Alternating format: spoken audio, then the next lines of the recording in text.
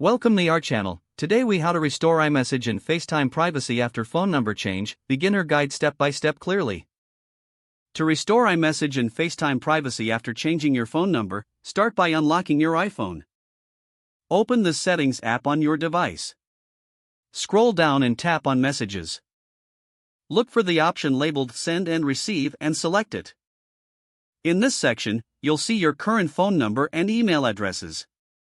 Tap on your phone number to remove it from the list. Now, you will need to sign out of iMessage completely. Return to the main Messages settings page. Scroll to the top and toggle off the switch next to iMessage. A prompt will appear, confirming you want to disable iMessage. Confirm your action.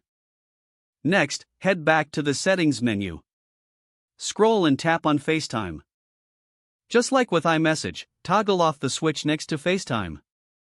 Confirm when prompted to disable FaceTime. Now, let's re-enable iMessage and FaceTime with your new number. Return to the Messages settings again. Toggle the switch next to iMessage back to the on position. Wait for a moment while your iPhone activates iMessage. Once activated, go back to Send and Receive. You'll see an option to add your new phone number. If it doesn't appear automatically, tap on Use your Apple ID for iMessage. Follow the prompts to link your Apple ID to iMessage. Now, return to FaceTime settings. Toggle the FaceTime switch back on. Make sure your new phone number appears in the You Can Be Reached by FaceTime It's section.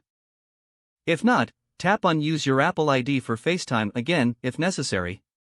Once both iMessage and FaceTime are activated with your new number, it's essential to check your privacy settings. Go to Settings and select Privacy. Review the data sharing options, ensuring only necessary apps have access to your messages and calls. Don't forget to like this video and subscribe to our channel for more step-by-step tech guides.